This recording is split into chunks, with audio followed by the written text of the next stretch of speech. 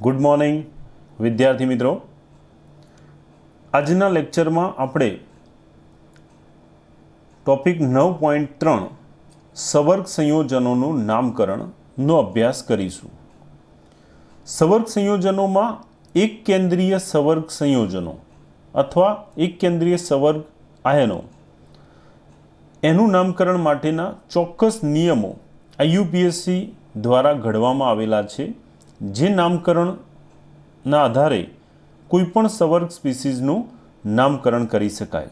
એક કેન્દ્રીય એટલે એક જ ધાતુ આયન ધરાવતા હોય એવા સવર્ગ સંયોજનો, એના માટે આપણે નિયમો જોઈએ।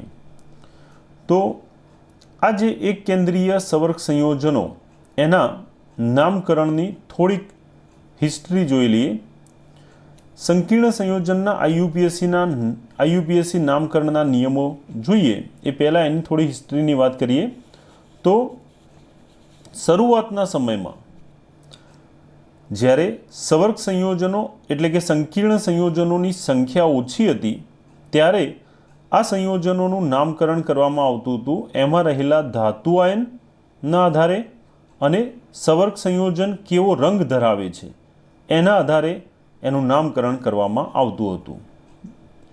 જેમ કે જ્યારે કોબાલ્ટ ક્લોરાઇડ અને એમોનિયામાંથી જુદા જુદા સંકીર્ણ સંયોજનો બનાવ્યા હતા વર્નરે, ત્યારે મળતા સંયોજનો અલગ અલગ રંગ ધરાવતા હતા।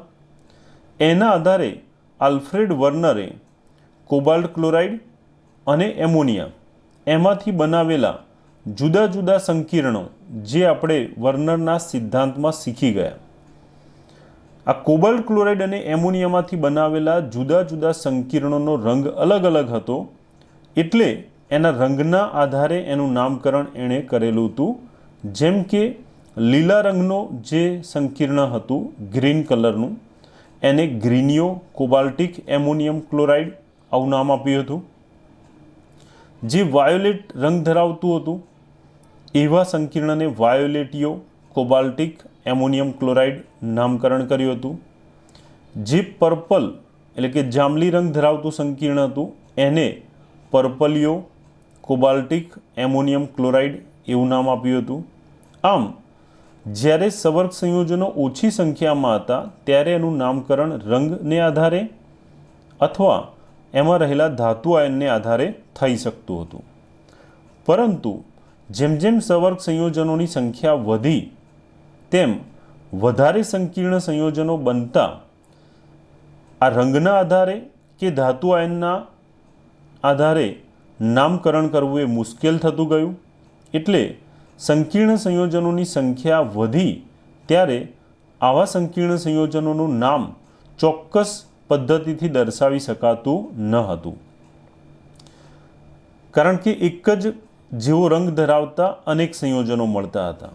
તો રંગના આધારે અથવા એક જ જેવા ધાતુ આયન ધરાવતા ઘણા બધા સવર્ગ સંયોજનો મળ્યા, એટલે એનું ચોક્કસ નામકરણ કરવું એ મુશ્કેલ થતું ગયું।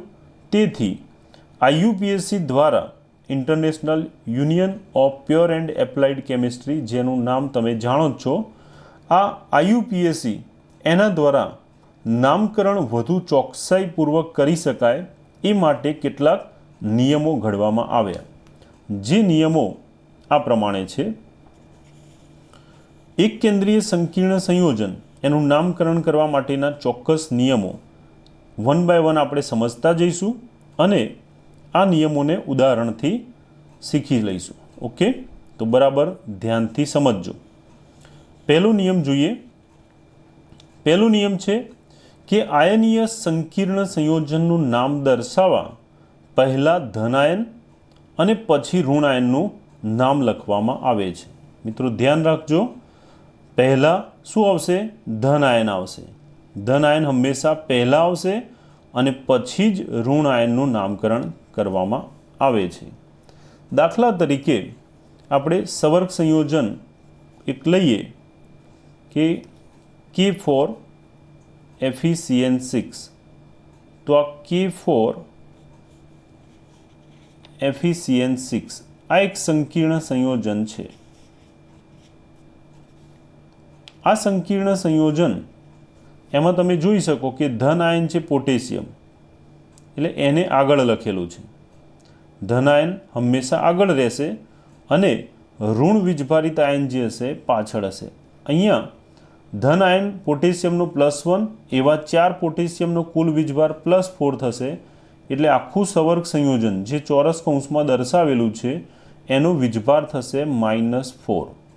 આમ સવર્ગ સંયોજન એમાં ઋણ આયન તરીકે હશે તો એનું નામકરણ પછી થશે, પહેલું નામ ધન આયનનું થશે. તો આ યાદ રાખવાનું કે ધન આયનનું નામ પહેલાં લખીશું, પોટેશિયમ આ પહેલું લખીશું, પછી જ પાછળના સવર્ગ ઋણ આયનનું નામકરણ થશે. ત્યાર પછી બીજો નિયમ જોઈએ. સંકીર્ણ સંયોજનમાં સવર્ગ વર્તુળ એટલે કે ચોરસ કૌંસમાં આપેલા જે ઘટકો છે, સામાન્ય રીતે ચોરસ કૌંસમાં 2 પ્રકારના ઘટકો આવે. નંબર 1 ધાતુ આયન અને બીજું એની સાથે જોડાયેલા લિગેન્ડ. તો સવર્ગ વર્તુળ એનું નામકરણ કરવા માટેના કેટલાક ચોક્કસ નિયમો છે જેને આપણે અનુસરીશું અને સમજીશું. તો સવર્ગ વર્તુળમાં નામકરણ કેવી રીતે થાય એની વાત કરીએ. સામાન્ય રીતે સવર્ગ વર્તુળમાં નામકરણ કરવામાં આવે એટલે લિગેન્ડનું નામ અંગ્રેજી મૂળાક્ષર પ્રમાણે કરવામાં આવે છે અને પ્રથમ દર્શાવવામાં આવે છે. ત્યાર પછી જ ધાતુનું નામકરણ કરવામાં આવે છે. એટલે અહીંયા તમારે પહેલો નિયમ જે હતો એ પ્રમાણે શું યાદ રાખવાનું કે ધન આયન પહેલાં અને પછી ઋણ આયન. ધન આયન પહેલાં અને પછી ઋણ આયન લખવું. બીજું સવર્ગ વર્તુળના જે નિયમો છે એમાં લિગેન્ડનું નામ પહેલાં, લિગેન્ડનું નામ પ્રથમ લખવું અને લિગેન્ડનું નામકરણ થઈ જાય પછી જ ધાતુ આયનનું નામકરણ કરવું. બરાબર. સવર્ગ વર્તુળની અંદર કુલ 2 ઘટકો આવે, એક ધાતુ આયન અને બીજું આવે લિગેન્ડ, જે જુદી જુદી સંખ્યામાં હોઈ શકે. તો નામકરણ સવર્ગ વર્તુળમાં પહેલાં લિગેન્ડનું કરવાનું અને ત્યારબાદ નામકરણ કરવાનું ધાતુ આયનનું, જે ચોક્કસ નિયમોને આધીન કરવામાં આવે છે. તો એ નિયમો સમજીએ. હવે આપણે એવું શીખી ગયા કે ધાતુ આયન સવર્ગ વર્તુળમાં નામકરણ પહેલાં લિગેન્ડનું થશે અને ત્યાર પછી જ ધાતુ આયનનું નામકરણ થશે. તો જુદા જુદા જે લિગેન્ડ છે એ લિગેન્ડના નામકરણ ચોક્કસ નિયમ પ્રમાણે લખવામાં આવતા હોય છે. સૌ પહેલાં વાત કરીએ આપણે ઋણ વીજભારિત લિગેન્ડની, કે જે ઋણ વીજભાર ધરાવતા હોય એવા લિગેન્ડ. તો જે ઋણ વીજભાર ધરાવતા લિગેન્ડ હોય એના નામની પાછળ ઓ પ્રત્યય લગાડવો. પાછળ જોડવામાં આવે, નામની પાછળ લગાડવામાં આવે એને શું કહેવાય? પ્રત્યય. કયો પ્રત્યય લગાડવાનો? ઓ પ્રત્યય લગાડવાનો. જેમ કે ઋણ લિગેન્ડ છે હાઇડ્રોક્સાઇડ, તો એના માટે પ્રત્યય લાગશે હાઇડ્રોક્સો, ઓ લગાડતા. સાયનાઇડ તો સાયનાઇડો. પછી એ પ્રમાણે NH2- તો એમિડો, NO2- નાઇટ્રાઇટ તો નાઇટ્રાઇટો, ONO- નાઇટ્રિક આયન, એને ઓ લગાડો એટલે નાઇટ્રિટો. એ પ્રમાણે નાઇટ્રેટ NO3- નાઇટ્રેટ આયન, ઓ લગાડો નાઇટ્રેટો. એ જ પ્રમાણે થાયોસાઇનેટ, એમાં ઋણ હોવાથી પાછળ ઓ લગાડતા થાયોસાઇનેટો. એ જ પ્રમાણે CNO- જે સાઇનેટ આયન કહેવાય, ઋણ હોવાથી પાછળ ઓ લગાડતા સાઇનેટો. એ જ પ્રમાણે એસિટેટ, એસિટિક એસિડમાંથી એક H+ દૂર થઈ જતા એસિટેટ ઋણ આયન બને, જેના લિગેન્ડ તરીકે નામકરણમાં એસિટેટો આવું નામકરણ થશે. એ જ પ્રમાણે સલ્ફેટ SO4 જે સલ્ફેટ આયન કહેવાય, જેનું નામકરણ લિગેન્ડ તરીકે સલ્ફેટો થશે. SO3- સલ્ફાઇટ આયન, જે ઋણ લિગેન્ડ તરીકે સલ્ફાઇટોથી ઓળખાશે. Carbonate CO3 carbonate ion ligand તરીકે કાર્બોનેટો તરીકે ઓળખાશે. O2- જેને આપણે ઓક્સાઇડ આયન કહીએ છીએ એ ઓક્સો લિગેન્ડ તરીકે ઓળખાશે. એ જ પ્રમાણે ઓક્ઝેલેટો PO4 ફોસ્ફેટો તરીકે, ASO4 આર્સેનેટો. આ રીતે દરેક ઋણ લિગેન્ડ જે ઋણ વીજભાર ધરાવે છે એના નામની પાછળ O પ્રત્યય લગાડવામાં આવે છે. ઋણ વીજભાર ધરાવતા લિગેન્ડ એના માટે IUPACમાં અત્યારે થોડોક ફેરફાર થયેલો છે. જૂના નામકરણો જે કરવામાં આવતા હતા એમાં Cl- એના માટે ક્લોરો એવો શબ્દ વપરાતો હતો. એ જ પ્રમાણે Br- માટે બ્રોમો. પરંતુ 2004ના જે IUPAC નિયમમાં ફેરફાર થયો એના કારણે Cl- જે ઋણ આયન છે એને ક્લોરોને બદલે અત્યારે હાલ ક્લોરાઇડો આ નામકરણ કરવામાં આવે છે. તો કોઈ જૂના પ્રશ્નમાં ક્લોરો એવું લખેલું હોય તો એ જૂના નિયમોને આધીન છે.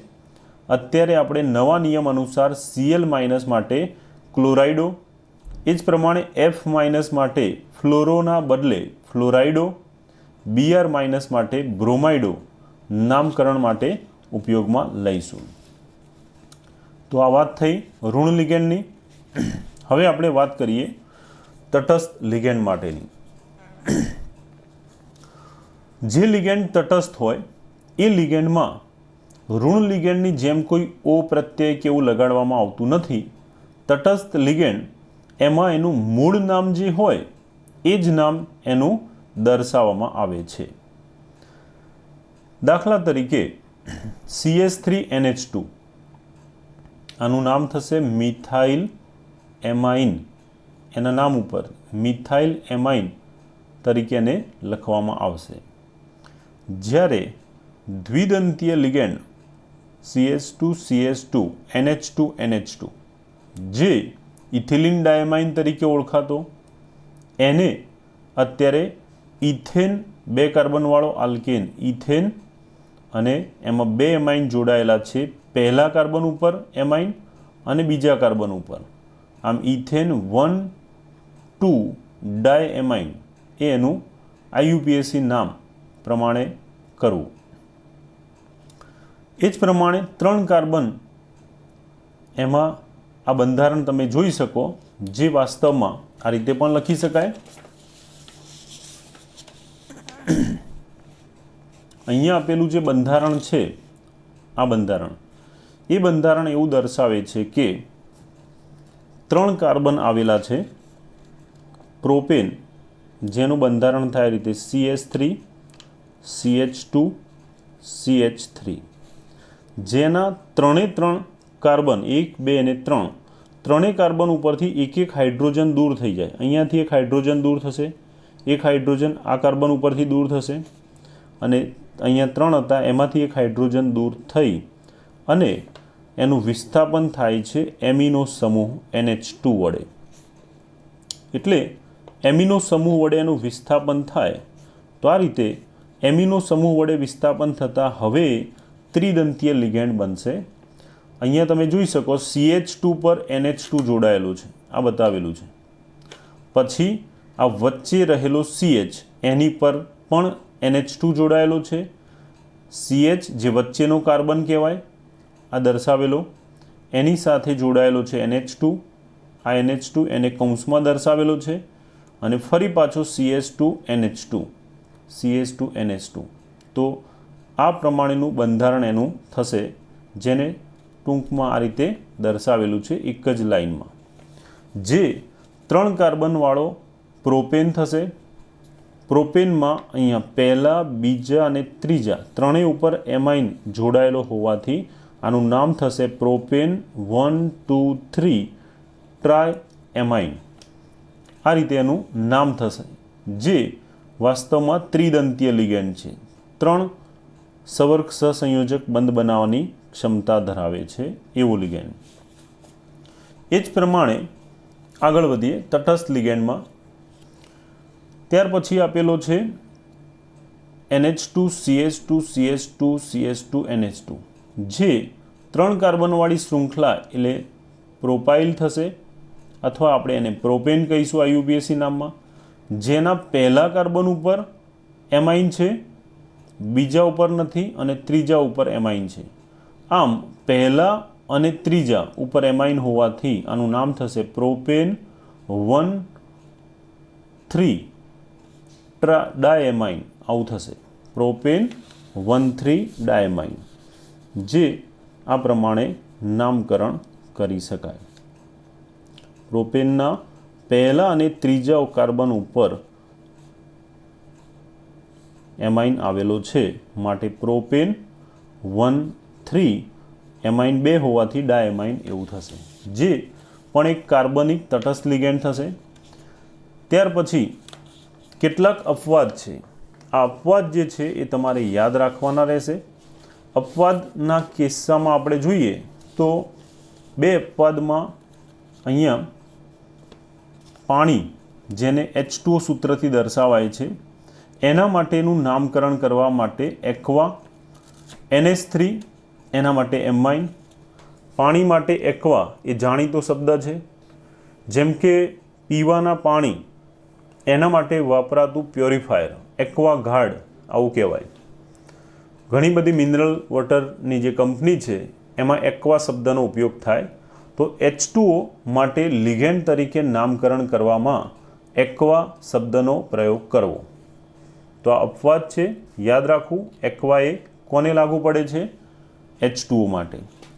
એ જ પ્રમાણે NH3 એને સાદી ભાષામાં આપણે એમોનિયા તરીકે ઓળખીએ છીએ, જેને અમાઇન અથવા એમાઇન તરીકે ઓળખીશું.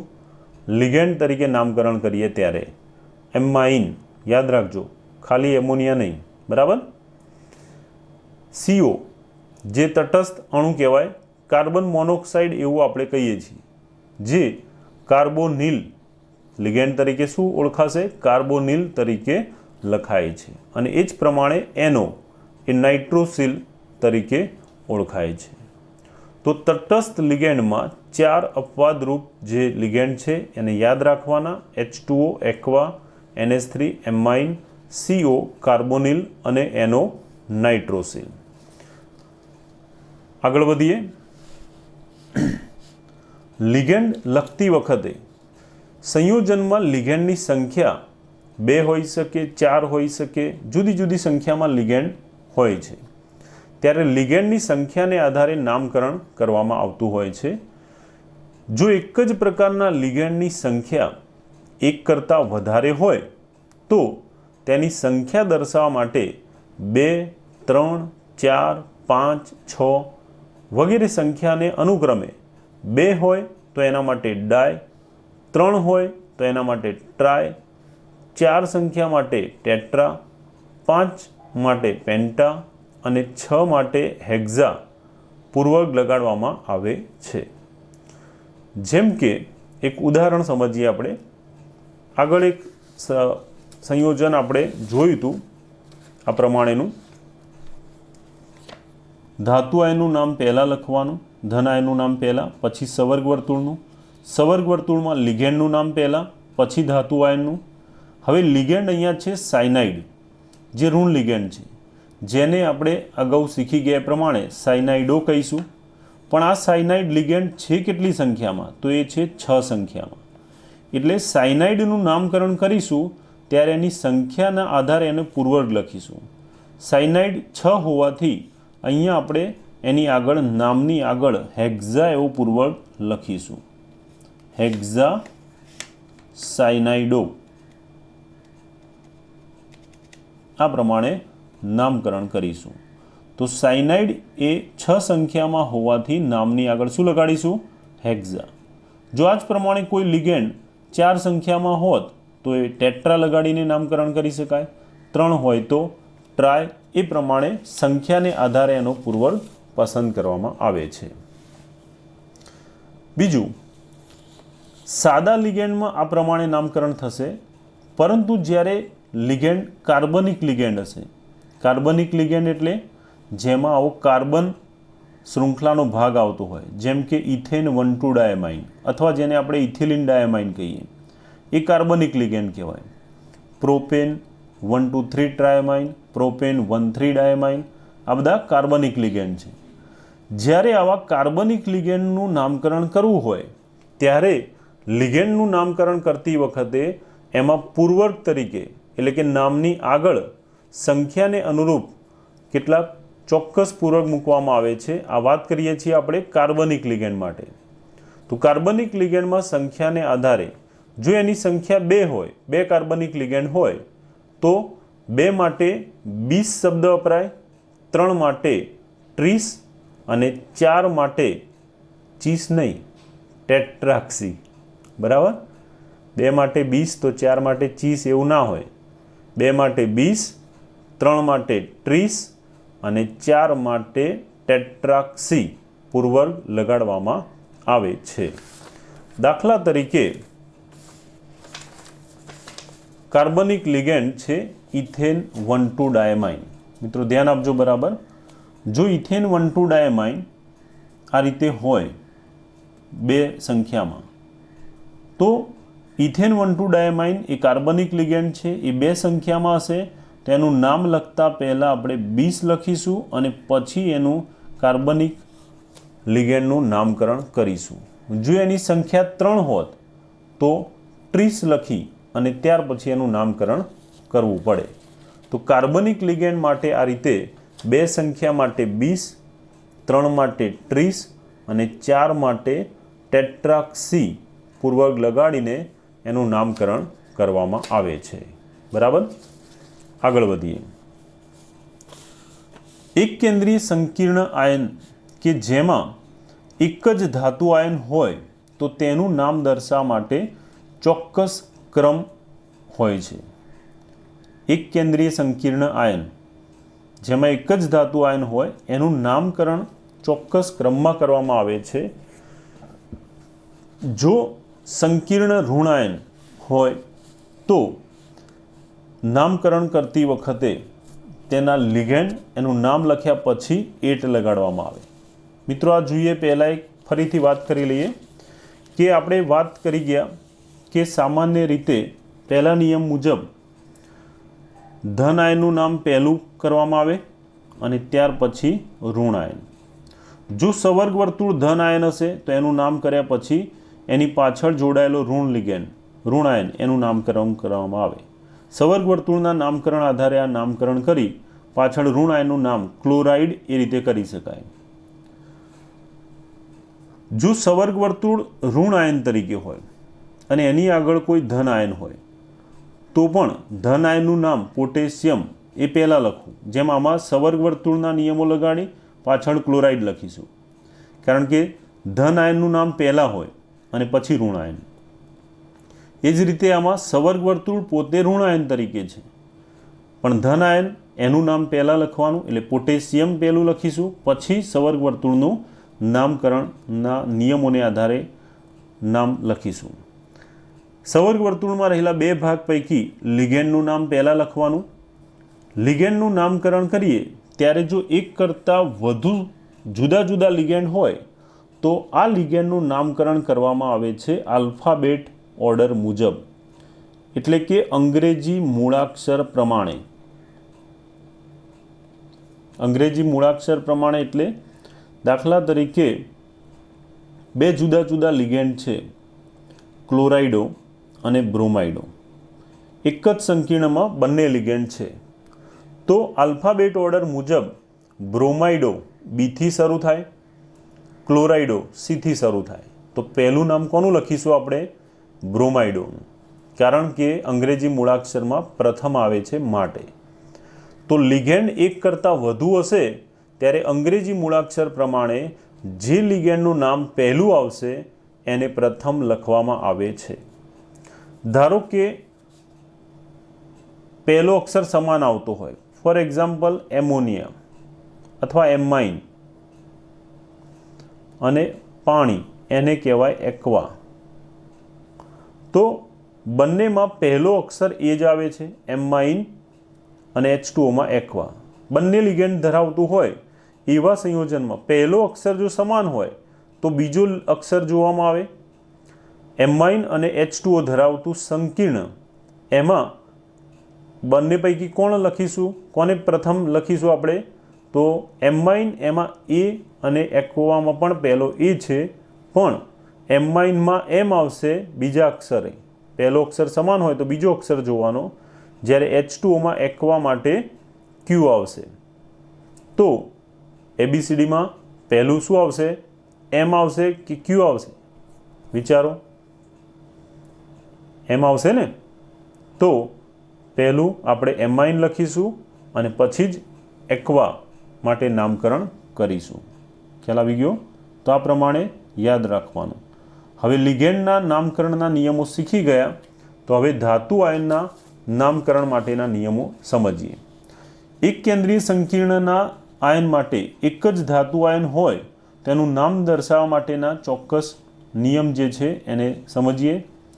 જો સંકીર્ણ આયન ઋણ હોય તો પહેલાં ક્રમશઃ લિગેન્ડના નામ લખ્યા પછી ધાતુ આયનના નામને અંતે એટ લગાડીને તેનું ઓક્સિડેશન અવસ્થા કૌંસમાં દર્શાવી રોમન અંક વડે લખવામાં આવે છે. જેમ કે Fe+2 હોય તો Fe માટે ફેરેટ લખવાનું, Fe એમાં ફેરસ પરથી ફેરેટ અને એની ઓક્સિડેશન અવસ્થા નાના કૌંસમાં લખવાની રોમન અક્ષરે 2 વડે.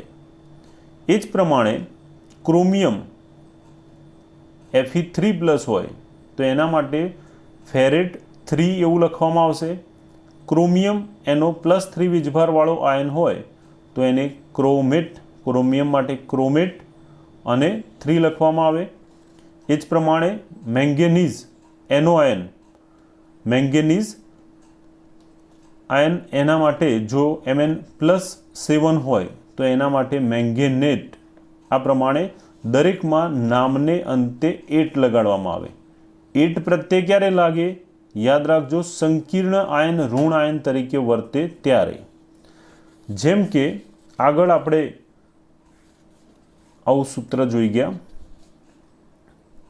K4FeCN6, જેનું નામકરણ કરવું હોય તો યાદ કરો, પહેલો નિયમ શું હતો કે ધન આયનનું નામ પહેલાં લખવાનું. તો અહીંયા ધન આયન છે કોણ? પોટેશિયમ, એટલે નામ પહેલું લખીશું આપણે પોટેશિયમ. ત્યાર પછી સવર્ગ વર્તુળ પોતે ઋણ આયન તરીકે છે, આનો વીજભાર +1, એવા 4, એટલે આનો વીજભાર થશે -4. તો સવર્ગ વર્તુળ એ -4 વીજભારિત ઋણ આયન તરીકે છે. સવર્ગ વર્તુળમાં નામકરણ કરીએ ત્યારે ધાતુ આયન પહેલાં કોનું નામકરણ કરવાનું? લિગેન્ડનું. લિગેન્ડ છે સાયનાઇડ, જેની સંખ્યા 6 હોવાથી આપણે લખીશું 6 માટે શું લખવાનો પૂર્વક? હેક્ઝા. સાયનાઇડ એના માટે નામકરણ કરીશું સાયનાઇડો.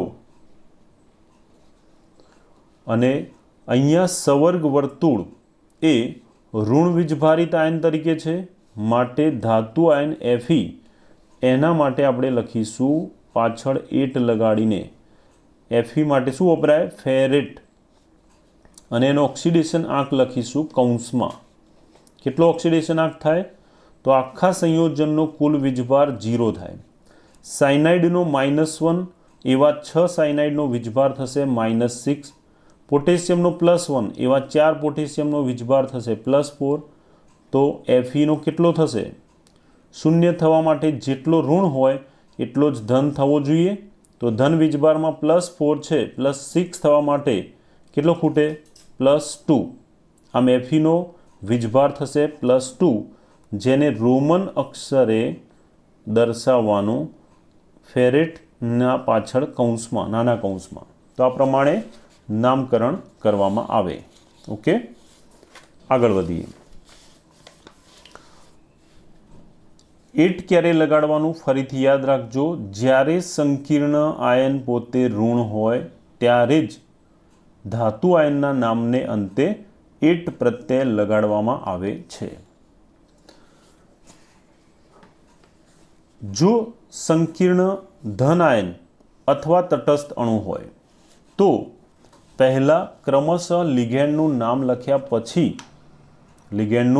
લખ્યા પછી અંતમાં ધાતુનું નામ જોડીને તેની ઓક્સિડેશન અવસ્થા કૌંસમાં રોમન અંક વડે દર્શાવવામાં આવે છે.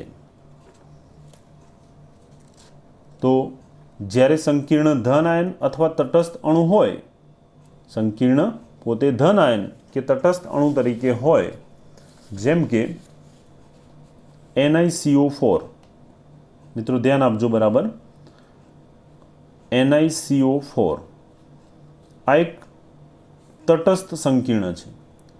આ સંકીર્ણમાં આગળ કોઈ ધન આયન કે પાછળ કોઈ ઋણ આયન નથી, એટલે સંકીર્ણ આયન અથવા સવર્ગ વર્તુળ એમાં કોઈ ધન આયન કે ઋણ આયન ન હોવાથી આનો વીજભાર શૂન્ય થશે, માટે આ સંકીર્ણ સંયોજન તટસ્થ છે એવું કહેવાય.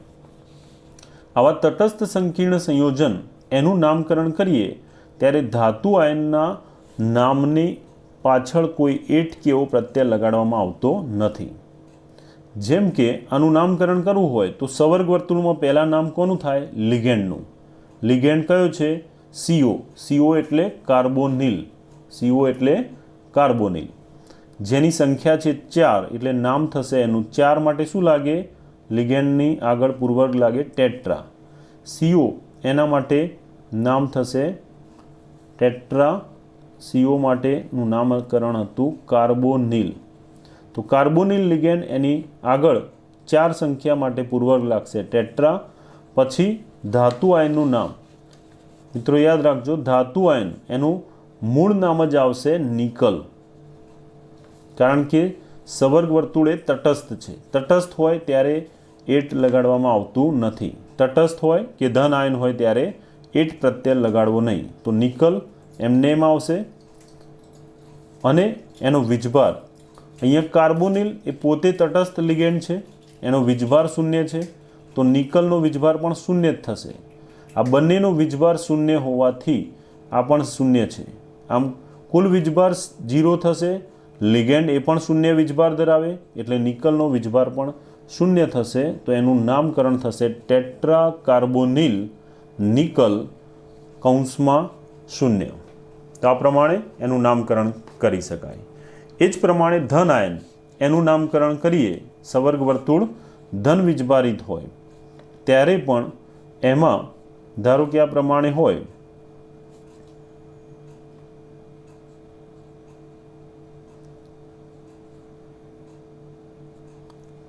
વર્ણનનું બનાવેલું સવર્ગ સંયોજન, તો એમાં ક્લોરાઇડ એ ઋણ લિગેન્ડ તરીકે નામની પાછળ સવર્ગ વર્તુળની પાછળ હતું. તો એ વખતે નામકરણ કરવા માટે ધાતુ આયનનું મૂળ નામ આવશે હેક્ઝાએમાઇન. પહેલાં સવર્ગ વર્તુળ એ ધન આયન છે, એટલે ધન આયનનું નામ પહેલાં લખીશું હેક્ઝાએમાઇન.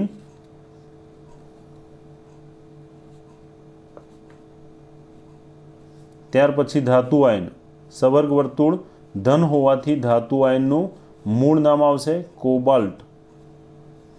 એને પ્રાપ્ત કરેલો વીજભાર, આખા સંયોજનનો કુલ વીજભાર 0 છે. ક્લોરાઇડનો વીજભાર -1, એવા 3 ક્લોરાઇડનો -3. એમાઇન તટસ્થ અણુ છે, એનો વીજભાર 0 થશે. તો કોબાલ્ટનો વીજભાર કેટલો થાય? આખા સંયોજનનો વીજભાર 0 થાય એ માટે ઋણ વીજભાર જેટલો જ ધન વીજભાર થવો જોઈએ, એટલે આનો વીજભાર થશે +3. તો આ પ્રમાણે કોબાલ્ટનો વીજભાર +3 થયો, માટે કોબાલ્ટ નામની પાછળ 3 લખીશું. અહીંયા સવર્ગ વર્તુળ પોતે ધન આયન તરીકે છે.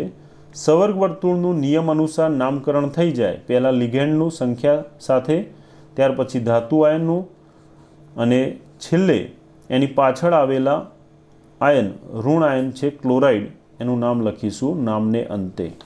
આ પ્રમાણે નામકરણ કરી શકાય. ઓકે, આગળ વધીએ. સંકીર્ણ ધન આયનના ઋણ આયન અને તટસ્થ અણુ, એમાં અણુના આ સંપૂર્ણ ભાગને ચોરસ કૌંસમાં દર્શાવવામાં આવે છે. એટલે સવર્ગ વર્તુળનો જે ભાગ છે, જે આપણે નિયમો શીખી ગયા, એ ચોરસ કૌંસમાં રહેલા ભાગ માટેના થશે. તો આ પ્રમાણે નિયમોને અનુસરીને નામકરણ કરવાનું રહેશે. ઓકે, હવે સંકીર્ણના વિદ્યુત ભારની ગણતરી કેવી રીતે કરી શકાય એની વાત સમજીએ. સામાન્ય રીતે સંકીર્ણ સંયોજન એનું નામકરણ કરવા માટે આપણે શીખી ગયા એ પ્રમાણે ધાતુ આયનનો જે વીજભાર છે એને રોમન અક્ષરે કૌંસમાં દર્શાવવામાં આવે છે. તો એ જે વીજભાર છે ધાતુ આયનનો ઓક્સિડેશનાંક એ કેવી રીતે ગણી શકાય એ સમજીએ. ધાતુ આયન સાથે ધાતુના સવર્ગાંક જેટલા લિગેન્ડ જોડાઈને સંકીર્ણ બનાવે છે. આથી બનેલા સંકીર્ણનો વિદ્યુતભાર એ સંકીર્ણની સંયોજકતા કહેવાય છે. ધાતુ આયન સાથે જોડાયેલા ધાતુના સવર્ગાંક જેટલા લિગેન્ડ જોડાઈને જે સંકીર્ણ બનાવે છે આથી સંકીર્ણનો વિદ્યુતભાર એ સંકીર્ણની સંયોજકતા કહે છે. દાખલા તરીકે જો સંકીર્ણની સંયોજકતા Z વડે દર્શાવીએ, સંકીર્ણમાં રહેલ ધાતુનો ઓક્સિડેશન આંક કેપિટલ A અને સંકીર્ણમાં લિગેન્ડ જે રહેલા છે એની સંખ્યા n હોય, n સંખ્યાના લિગેન્ડ રહેલા હોય કે જેનો વીજભાર x હોય તો તેઓને વચ્ચેનો સંબંધ આ પ્રમાણે દર્શાવી શકાય Z બરાબર A plus n into x. હવે આપણે ઉદાહરણથી સમજીએ. દાખલા તરીકે K4 FeCN6 આ એક ઉદાહરણ આપણે આગળ શીખી ગયા, જેમાં રહેલો સવર્ગ વર્તુળનો ભાગ થશે આ ચોરસ કૌંસથી દર્શાવેલો. હવે ધન આયન પોટેશિયમ એનો વીજભાર +1 છે તો એના કુલ 4 આયનો હોવાથી એનો વીજભાર +4 થશે. જેટલો ધન આયનનો ધન વીજભાર થશે તો એટલો જ ઋણ વીજભાર થશે. આમ સવર્ગ વર્તુળ એનો કુલ ઋણ વીજભાર થશે -4. આના આધારે Feનો ઓક્સિડેશન આંક આપણે ગણીએ. મિત્રો ધ્યાન આપજો, સાયનાઇડનો વીજભાર છે -1 જે આગળ આપણે લિગેન્ડમાં શીખી ગયા. સાયનાઇડ એ લિગેન્ડ છે, એનો વીજભાર -1 છે. જે સાયનાઇડના કુલ 6 લિગેન્ડ હોવાથી -1 × 6 એટલે આ 6 માઇનસ થશે અને Fe એનો ઓક્સિડેશન આંક ગણીએ તો આખા સંયોજનનો કુલ ઓક્સિડેશન આંક 0 થતો હોવાથી Feનો ઓક્સિડેશન આંક કેટલો થાય? જેટલો ઋણ છે એટલો જ ધન ઓક્સિડેશન આંક થવો જોઈએ. આ -6 તો અહીંયા +6 થવા માટે +2 ખૂટે એટલે આનો ઓક્સિડેશન આંક થશે +2. તો આ પ્રમાણે Feનો ઓક્સિડેશન આંક થશે +2. હવે ધ્યાન આપજો, અહીંયા જોયેલા સવર્ગ સંયોજનના સૂત્રમાં FeCN6 આ ભાગ સવર્ગ વર્તુળનો ભાગ કહેવાય, જેમાં Fe ધાતુ આયન છે જેનો ઓક્સિડેશન આંક છે +2, જેને રોમન અક્ષરે આ રીતે દર્શાવેલું છે. હવે ધ્યાન આપજો, સંકીર્ણની સંયોજકતા એટલે શું? તો સવર્ગ વર્તુળ એણે પ્રાપ્ત કરેલો વીજભાર એ એની સંયોજકતા થશે, જે Z વડે દર્શાવેલું છે. આમ અહીંયા Zની વેલ્યુ કેટલી થાય છે? -4. મિત્રો ધ્યાન આપજો, આખા સવર્ગ વર્તુળ ઉપર રહેલો જે વીજભાર છે એ Zનું મૂલ્ય દર્શાવે છે. એટલા માટે અહીંયા Zનું મૂલ્ય આ સવર્ગ સંયોજનના સવર્ગ આયન માટે Z મૂલ્ય થશે -4. ત્યાર પછી કેપિટલ A શું બતાવે છે? એ દર્શાવે છે ધાતુનો ઓક્સિડેશન આંક. તમે જોઈ શકો ધાતુનો ઓક્સિડેશન આંક એને કેપિટલ A વડે દર્શાવેલો છે. તો અહીંયા ધાતુનો ઓક્સિડેશન આંક કેટલો છે? 2. એટલે એની વેલ્યુ, એ જે ધાતુનો ઓક્સિડેશન આંક દર્શાવે છે એનું મૂલ્ય છે +2, જેને રોમન અક્ષરે દર્શાવેલું છે. સ્મોલ n એ શું દર્શાવે છે? લિગેન્ડની સંખ્યા દર્શાવે છે. સ્મોલ n એ લિગેન્ડની સંખ્યા દર્શાવે છે. અહીંયા લિગેન્ડ છે સાયનાઇડો જેની સંખ્યા 6, એટલે અહીંયા nનું મૂલ્ય કેટલું થશે? લિગેન્ડની સંખ્યા સ્મોલ n, લિગેન્ડની સંખ્યા છે 6, માટે એનનું મૂલ્ય થશે 6. જ્યારે આ લિગેન્ડ એનો વિદ્યુતભાર છે x. અહીંયા આપેલું લિગેન્ડ જે છે એ છે સાયનાઇડ. આ સાયનાઇડનો વીજભાર કેટલો છે -1, જે લિગેન્ડનો વીજભાર એટલે કે એક્સનું મૂલ્ય દર્શાવે છે, જે -1 મૂલ્ય ધરાવે છે. તો અહીંયા રહેલા આ જે સવર્ગ વર્તુળનો ભાગ છે એમાં જોવા મળતા દરેક મૂલ્યો સવર્ગ વર્તુળનો જે સંયોજકતા એ -4, ત્યાર પછી ધાતુનો ઓક્સિડેશન આંક જેને કેપિટલ A વડે દર્શાવેલું છે એનું મૂલ્ય અહીંયા આપેલા આયન માટે થશે +2. એ જ પ્રમાણે લિગેન્ડની સંખ્યા આપેલ સવર્ગ વર્તુળમાં 6 લિગેન્ડ માટે એની સંખ્યા n = 6 અને લિગેન્ડનો વિદ્યુતભાર એટલે કે એણે પ્રાપ્ત કરેલ વીજભાર લિગેન્ડ સાયનાઇડનો વીજભાર છે -1 માટે એક્સનું મૂલ્ય -1 થશે. તો અહીંયા આપણે આ સૂત્ર એપ્લાય કરીએ z બરાબર a પ્લસ nx. આ સૂત્ર લાગુ પાડીએ તો કોઈ પણ 3 કિંમત ઉપરથી ચોથી કિંમત શોધી શકાય. જેમ કે ઝેડનું મૂલ્ય મેં અહીંયા દર્શાવેલું છે. એ શું દર્શાવે છે તો એ ધાતુ આયને પ્રાપ્ત કરેલો વીજભાર એટલે કે ઓક્સિડેશન આંક દર્શાવે છે, જેનું મૂલ્ય છે 2. ધારો કે તમારે ધાતુનો ઓક્સિડેશન આંક શોધવો હોય Feનો, આપણી પાસે નથી, તો તમે અહીંયા જોઈ શકો કે ઝેડનું મૂલ્ય છે -4. આપણે એને કરતાં બનાવી દઈએ અને એને કરતાં બનાવીએ તો nx આ બાજુ આવશે. ઝેડ એ શું બતાવે વીજભારનું મૂલ્ય, જેનું મૂલ્ય છે -4. ધારો કે એનું મૂલ્ય આપણે જાણતા નથી, તો એ શોધવા માટે આ પ્રમાણે એપ્લાય કરી શકીએ. n લિગેન્ડની સંખ્યા દર્શાવે છે, જેનું મૂલ્ય છે 6. 6 લિગેન્ડ આવેલા છે અને લિગેન્ડનો વીજભાર એ છે -1 સાયનાઇડનો વીજભાર. આ થશે -6 જે આ તરફ આવશે એટલે -6 ડાબી તરફ આવતા +6 થશે. ધેરફોર એ જે ધાતુનો ઓક્સિડેશન આંક દર્શાવે છે એનું મૂલ્ય થશે 6 - 4 એટલે કે +2. તો આ પ્રમાણે સૂત્રથી ધાતુનો ઓક્સિડેશન આંક શોધી શકાય. તો આ પ્રમાણે IUPAC નામકરણના નિયમો બરાબર તૈયાર કરી લેજો, જેથી તમને નામ ઉપરથી એનું સૂત્ર અને જો સવર્ગ સંયોજનનું સૂત્ર આપેલું હોય તો એના પરથી એનું IUPAC નામ સહેલાઈથી લખી શકાય. Okay, by.